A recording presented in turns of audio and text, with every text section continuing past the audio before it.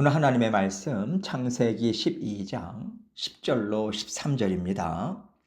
제가 읽습니다. 그 땅에 기근이 들었으므로 아브라함이 애굽에 거류하려고 그리로 내려갔으니 이는 그 땅에 기근이 심하였음이라. 그가 애굽에 가까이 이르렀을 때에 그의 아내 사레에게 말하되 내가 알기에 그대는 아리따운 여인이라.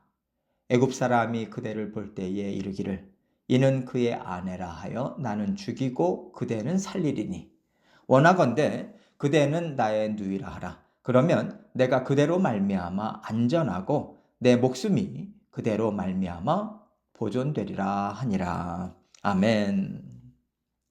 아브라함이 갈 바를 알지 못하나 하나님의 부르심만 믿고 쫓아왔다고 성경도 아브라함의 믿음을 인정해 주고 있습니다. 그리고 하나님의 인도하심을 따라서 위험하고도 먼 길을 지나 약속의 땅 가나안에 도착했지만 하나님께서 주시겠다는 땅은 차지하지 못한 채 산악지대까지 가게 돼요.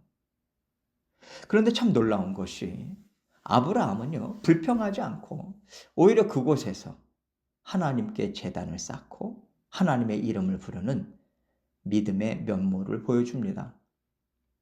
이방인이었던 아브라함이 이 정도라면 하나님께서 먹고 사는 문제는 편히 해결해 주셔도 될 것 같은데 오히려 가나안 땅에 심각한 기근까지 들어요. 지금 아브라함으로서는요, 이 기근에 대처할 수 있는 방법이 없습니다. 꼼짝없이 굶어 죽겠다는 생각이 들 때 아브라함의 심정은 어땠을까? 하나님만 믿었는데 내가 고향 땅을 떠나오지만 않았어도 이런 일은 당하지 않았을 텐데 이런 자책과 후회가 아브라함의 마음을 어지럽혔을 거라고 생각해요. 믿었던 하나님이 나를 돌보시지 않고 책임지시지 않는 것 같은 마음이 들었을 때 아브라함의 마음은요, 이제 정말 갈 바를 알지 못하겠다. 이런 방황이 시작된 거죠. 이런 아브라함을 보면서 사실 문제를 해결하고 새로운 인생길을 찾아 나서는 상황 자체가 갈 바를 알지 못하는 일은 아닌 것 같습니다. 내 마음을 어디에 둬야 할지, 내가 무엇을 의지해야 될지 모르겠고 마음 둘 곳이 없는 그 상황이 오히려 갈 바를 알지 못하는 어려운 상황이 아닌가, 이런 생각이 들어요. 여러분도 이런 어려운 상황들을 이미 많이 지나오셨을 겁니다. 앞으로도 있을 거고요. 지금도 크든 작든 이런 심정이 다 있으실 거예요. 물론 저에게도 있죠. 그렇다면 우리는 이 심정을 어떻게 다스려야 할지 오늘 말씀을 통해서 해답을 얻어야 하겠습니다. 오늘 본문 10절 말씀 보겠습니다. 그 땅에 기근이 들었으므로 아브라함이 애굽에 거류하려고 그리로 내려갔으니 이는 그 땅에 기근이 심하였음이라. 가나안 땅은 우기 때만 비가 오기 때문에 그때 비가 제대로 오지 않으면요, 온 땅이 말라버리는 거예요. 우리가 이 캘리포니아에서 경험한 건요, 비교도 안 되는 정도인 거죠. 비축해 놓은 식량도 떨어지고 또 먹을 물이나 넉넉했겠습니까? 그래서 이런 심한 기근이 그 땅에 들게 되면요, 그 당시 많은 사람들이 애굽으로 잠시 내려가서 살다가 다시 고향으로 돌아오곤 했다고 해요.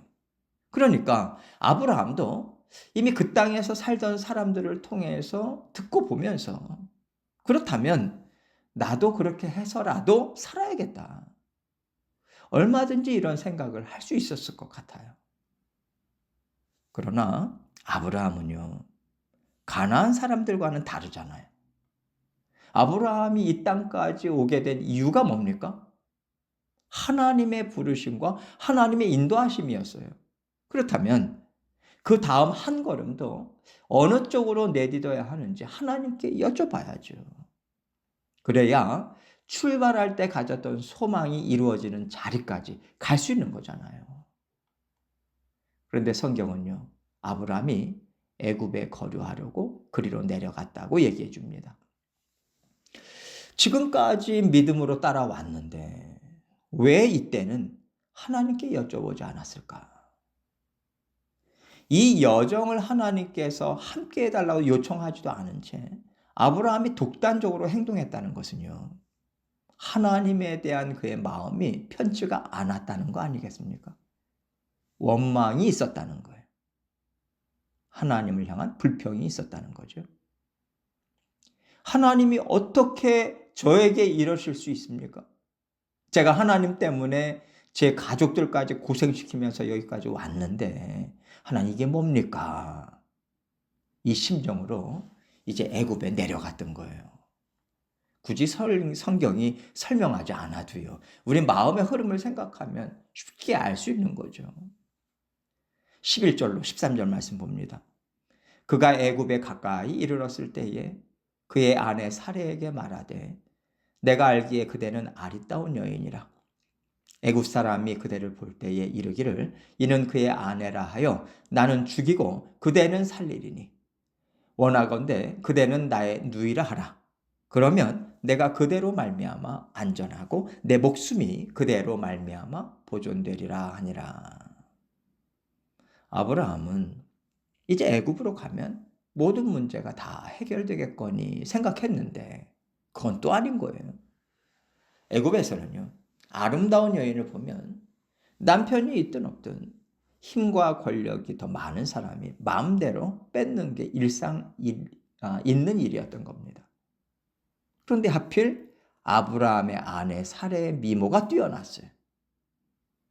가는 데마다 아름답다는 얘기를 많이 들었던 것 같습니다. 그러니까 이런 문제를 예상하고서 아내에게 아브라함이요, 내 누이라고 말하라고 미리 계획을 짜는데 사실이긴 하죠. 사라는 아브라함의 이복 누이였으니까요.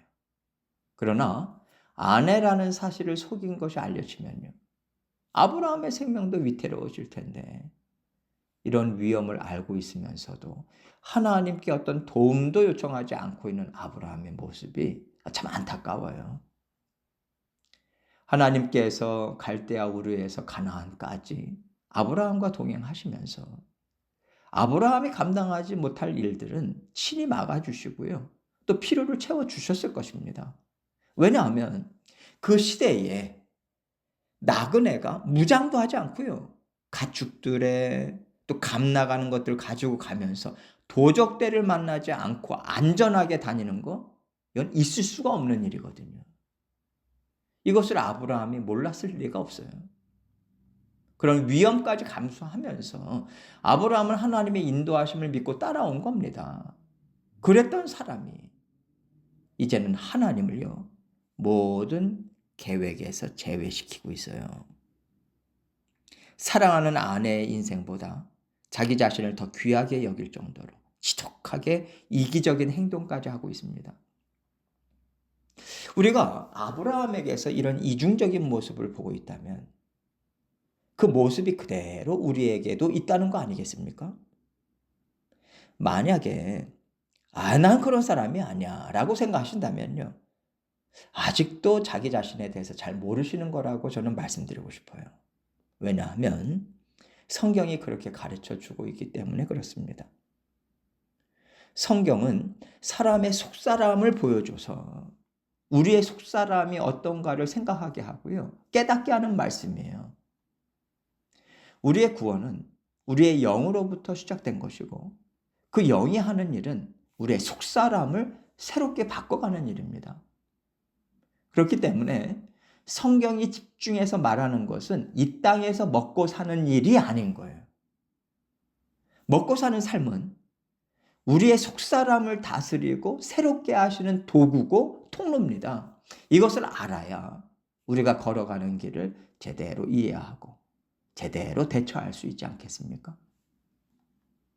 아브라함도 사라도 산악지대에서, 광야에서, 그리고 애굽에서 하나님의 사람으로 자라났고요, 하나님은 신실하게 약속을 이루셨어요. 내가 어떤 사람으로 살아가느냐, 어떤 인생을 살아가느냐, 이것은요, 나를 찾아오신 하나님을 지금 내가 얼마나 귀하게 맞이하고 있는가, 지금 얼마나 내가 하나님과 함께 살기를 사모하느냐, 여기에 따라서 달라진다는 것을 성경의 모든 인물들을 통해서 보여주고 계십니다. 그렇다면 하나님께서 우리에게 지속적으로 말씀하시는 것이 무엇이겠어요? 잘 살아라. 나는 너가 정말 잘 살기 바래. 그 길을 내가 알고 있으니까 너는 나와 함께 가야 돼. 나만 너에게 그 길을 열어줄 수 있어. 하나님께서는요, 이 약속의 말씀을 계속 들려주고 계신 거예요. 이 약속의 말씀을 믿는 것이 바로 우리가 어려운 일을 감당하게 될 때 무엇을 선택해야 하는지 알게 합니다. 하나님께서는요, 믿음이 아니면 어떤 것으로도 우리의 배고픔을 채울 수가 없고 우리의 차갑고 냉랭한 마음을 따뜻하게 할 수 없다는 것을 우리가 잘 알기를 바라시는 거예요. 하나님께서 우리에게 열어주시는 약속의 길은 하나님 때문에 참 마음이 편안하고 따뜻합니다. 세상에서 아무리 찬바람이 불어와도 우리 마음은 훈훈해요. 그 훈훈한 마음은요, 아무리 위급하다고 해도 세상의 손을 잡지 않게 합니다. 나에게는 구원의 길이 있으니까요. 나에게는 이미 살 길이 열려 있으니까요. 이것이 구별된 하나님의 자녀된 삶입니다. 하나님께서 믿는 자에게는 능치 못할 일이 없다라고 말씀하신 길을 우리가 걸어가는 거예요. 우리는 그런 사람입니다. 그렇기 때문에 믿음이 없으면 우리 자신이 망가지고 걸어가는 길을 찾을 수가 없어요. 하나님의 신실하심을 믿는 믿음으로 평안하시고 세상이 내미는 손길 쳐다보지도 마시고요. 늘 하나님 안에서 예비하신 길로만 전진해 나가시는 저와 여러분이 되시기를 주님의 이름으로 축원합니다.